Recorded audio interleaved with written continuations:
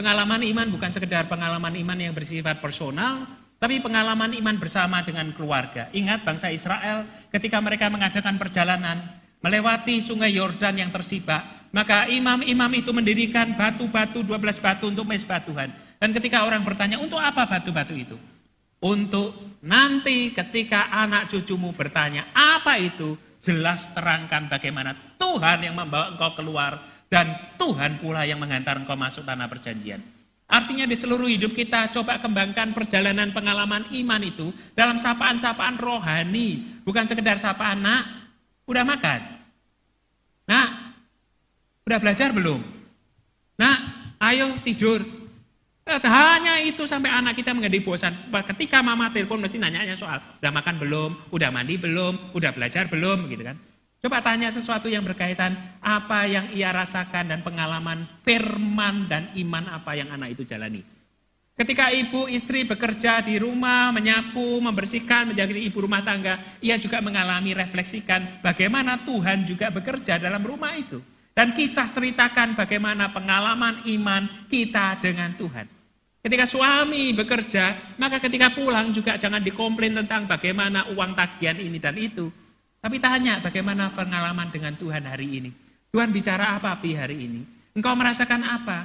Lalu biasakan ceritakan ulang terus menerus dalam pengalaman-pengalaman pribadi. Sebab Tuhan sedang berjalan bersama dengan kita di pengalaman itu. Tuhan sedang berjalan melindungi anak-anak kita. Ketika kita mempercakapkan dan menghayati, menghidupi pengalaman-pengalaman itu, maka ia menjadi kekuatan baru, rahmat Tuhan baru setiap pagi. Yang kedua adalah yang kedua adalah peraturan. Tadi dikatakan peraturan itu apa? Menegakkan nilai-nilai. Nah nilai-nilai apa? Nilai-nilai firman Tuhan yang kita hidupi dan kita pelajari hari demi hari. Bagaimana firman Tuhan itu dengan tegas dilakukan dan secara konsisten dilakukan. Persoalan kita di banyak orang adalah kita seringkali tidak konsisten. Budaya kita itu seringkali hangat-hangat tai ayam. Artinya apa? Kalau pas ada momentum, ya kita akan semangat nih. Wah ini habis pembukaan Dwi Pekan Keluarga, semangat mau baca firman Tuhan sepanjang tahun begitu. Nah baru Dwi Pekan Keluarga 1 bulan itu sudah oke juga, 2 bulan oke. Tapi setelah itu lama-lama masuk di bilangan gitu, kita bilangan biasanya itu mulai itu. Kita males untuk baca firman Tuhan lagi. Nah inilah perlunya komunitas keluarga gereja. Jadi kalau tadi gadget itu kita masing-masing sudah punya dan kita juga punya grup. Ya kan gereja ini juga punya grup toh mungkin di WhatsApp atau BBM WhatsApp ya. Kan itu banyak, bisa muat banyak. Nah kita juga tetap memotivasi teman-teman seperjalanan, keluarga di sini GKI Klaten ini untuk ayo kita masih tetap harus menegakkan firman Tuhan, baca Alkitab sepanjang tahunnya supaya katam. Oh, saudara sepupu kita aja mesti anak-anak aja diajar katam. Kenapa kita enggak? Kita pun sebagai orang dewasa perlu katam. Nah, mari kita bersama-sama berlomba-lomba untuk membaca firman Tuhan itu sampai selesai. Bahkan Daud pun mengatakan, ia sudah sebagai raja, ia sudah lakukan semuanya, pengalaman hidupnya sudah sangat banyak. Dia punya segala-galanya, tetapi dia kurang yang namanya bahagia. Akhirnya di Mazmur 1 ia mengatakan, berbahagialah orang yang kesukaannya ialah Taurat Tuhan. Dan yang merenungkan Taurat itu siang dan malam. Ia seperti pohon yang tertanam di tepi aliran air, yang menghasilkan buahnya pada musimnya, dan yang tidak layu daunnya. Dan apa saja yang diperbuatnya, dibuat Tuhan berhasil. Nah, orang-orang Yahudi sejak kecil, mereka itu mendisiplin diri dengan tanah. 5 tahun mereka harus sudah hafal tanah, 10 tahun misnah, 12 tahun mereka hafal dan mengerjakan hukum-hukum Taurat, 15 tahun mereka mempelajari Talmud, sehingga 20 tahun mereka siap untuk berdiri membangun karir hidupnya dengan dasar-dasar yang telah kokoh diletakkan. Itu wajib. Ketika Ulangan 6 tadi dikatakan mereka harus membicarakan peraturan, ketetapan dan perintah. Inilah perintah, inilah peraturan, inilah ketetapan. Tuhan sampai katakan 3 kali. Inilah perintah, inilah peraturan, inilah ketetapan yang harus dilakukan berulang-ulang. Setiap hari pada waktu engkau duduk, pada waktu engkau bangun, pada waktu engkau berdiri, pada waktu engkau melakukan perjalanan, lakukanlah itu, ikatkan di tanganmu dan di dahimu dan pintu rumahmu dan pintu gerbangmu. Bicarakan itu berulang-ulang hingga menjadi destinimu, hingga menjadi bagian hidupmu yang tidak bisa diambil oleh apapun juga.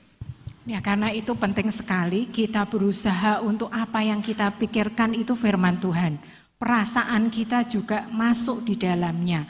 Bahkan perkataan dan perbuatan kita pun selaras dengan firman Tuhan. Sehingga itu akan membentuk kebiasaan-kebiasaan. Dan kalau kebiasaan-kebiasaan terus-menerus menjadi karakter.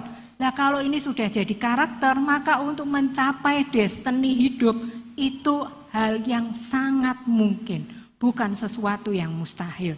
Tetapi dasarnya adalah firman Tuhan. Beranikah kita untuk menyatakan, ya, saya mau, bukan hanya sebagai pribadi, tetapi saya mau membawa keluarga saya untuk betul-betul menghidupi firman, sehingga pikiran, perasaan, perkataan, dan perbuatan adalah perbuatan yang sesuai firman Tuhan, yang membentuk kebiasaan-kebiasaan dan bahkan karakter-karakter yang Tuhan inginkan. Sehingga menjadi keluarga yang berkenan kepada Allah bukanlah sesuatu yang mustahil. Siapapun kita, karena Tuhan akan memampukan kita untuk menjadi seperti apa yang kita mau dan kita usahakan untuk melakukannya. Hillary Clinton pernah mengatakan satu anak itu perlu dididik oleh satu kampung. Satu anak perlu dididik oleh satu kampung. Nggak bisa sendiri. Nah, dalam kehidupan modern sekarang ini kita kehilangan kampung kita. Kita kehilangan bahkan keluarga kita. Itulah sebabnya sulit sekali untuk mengarahkan kepada destiny anak kita ketika keluarga tidak bertanggung jawab kepada anaknya. Mari kita ciptakan keluarga sebagai kampung kita. Mari kita ciptakan gereja sebagai keluarga gereja itu sebagai kampung kita. Sehingga anak-anak kita bertumbuh tepat di jalur firman yang menghasilkan buah pada musimnya, tidak layu daunnya. Sehingga apa saja yang dibuatnya, dibuat Tuhan berhasil dan beruntung. Ya, ini di gereja kami. Ini contoh bahwa kami bergereja di GKMI. GKMI itu Gereja Kristen Muria Indonesia. Aslinya mulai dari Kudus dan sekitarnya. Dan kami sekarang mengembalakan di Gereja GKMI Anugerah Rayon Kembangan di Jakarta. Ya, kita baru sebetulnya sih pelantikannya baru setahun, hampir setahun, 12 Oktober nanti. Tetapi sebelum itu kita sudah memulai dengan membuat acara spesial kalau pada awal tahun. Jadi 2 tahun yang lalu, awal tahun kita membagikan Alkitab sepanjang tahun beserta lilin dan buku Mezbah Keluarga. Buku Mezbah Keluarga ini berisi renungan lengkap, khotbah lengkap tiap hari Minggu, ditambah renungan harian yang mendukung tema hari Minggu dengan perenungan singkatnya. Nah, lilin dibagikan sebagai simbol kehadiran Allah, kehadiran Roh Kudus, dan buku panduan Mezbah Keluarga ini sebagai acuan. Jadi siapapun kepala keluarga atau yang lain bisa memimpin melalui buku Mezbah Keluarga ini. Dan kita lakukan itu sudah hampir 2 tahun.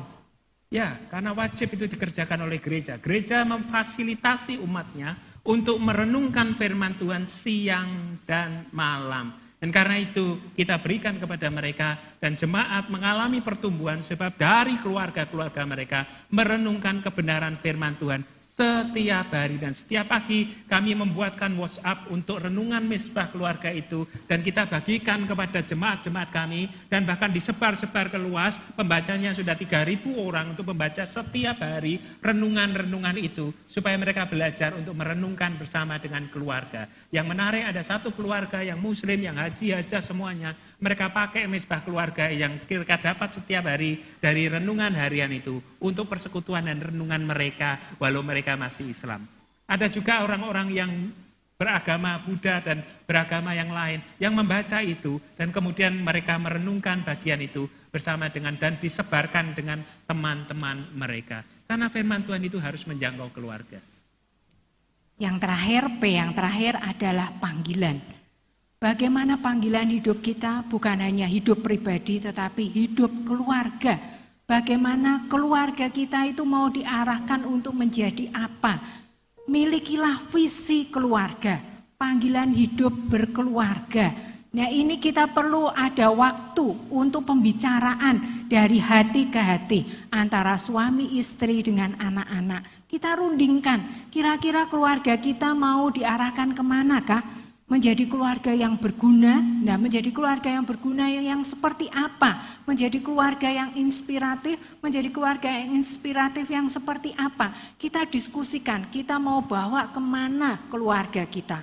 Bukan hanya kalau visi, misi, nilai seringkali yang terjadi, yang kita lakukan adalah itu hanya untuk perusahaan, itu untuk gereja, itu untuk sekolah, itu untuk rumah sakit. Yang terlupakan adalah bagaimana visi keluarga kita. Mungkin tidak lazim, tetapi kenapa tidak? Sepulang dari ini, coba kumpulkan semua anggota keluarga, diskusikan, bicarakan apa visi keluargamu, dan kita akan mencoba meraih destiny hidup dari visi keluarga kita. Mungkin sebagian dari antara kita mengatakan, itu teori, bagaimana itu dilakukan dan dikerjakan. Kami sudah melakukan itu, dan di gereja kami wajibkan jemaat untuk membuat visi, misi keluarga. Dan visi misi keluarga itu dikerjakan, lalu dikumpulkan, mereka membuat 2, 1 ditempel di rumah mereka, 1 dikumpulkan di gereja. Dan di gereja mereka ditempelkan, lalu ditempel bersama-sama menjadi visi keluarga gereja, dan dari visi itu dibuatlah visi gereja. Visi gereja dilandaskan pada visi-visi keluarga yang dibangun oleh keluarga-keluarga yang sungguh. Sebab firman Tuhan mengatakan, jikalau tidak ada wahyu, menjadi liarlah rakyat. Jikalau tidak ada visi dalam keluarga, maka tidak mustahil bahwa keluarga ini tak terarah dan menjadi liar dalam pertumbuhannya dan melelahkan dalam membereskannya. Mari kita bangun real visi kita sehingga keluarga itu on the track, makin lama makin memuliakan nama Tuhan. Menjadi keluarga yang berkenan kepada Allah. Mari kita bersama-sama membentuk identitas keluarga yang berkenan kepada Allah melalui 3P. P yang pertama adalah pengalaman bersama Tuhan melalui dan bersama keluarga. P yang kedua, tegakkanlah peraturan firman Tuhan di dalam kehidupan keluarga. P yang ketiga, temukanlah panggilan Tuhan atas hidup keluarga. Milikilah visi keluargamu. Sehingga kita bisa mengatakan kita akan persembahkan bukan hanya diri kita tetapi keluarga kita menjadi persembahan yang hidup, yang kudus dan yang berkenan kepada Allah. Mari kita ambil waktu teduh kita.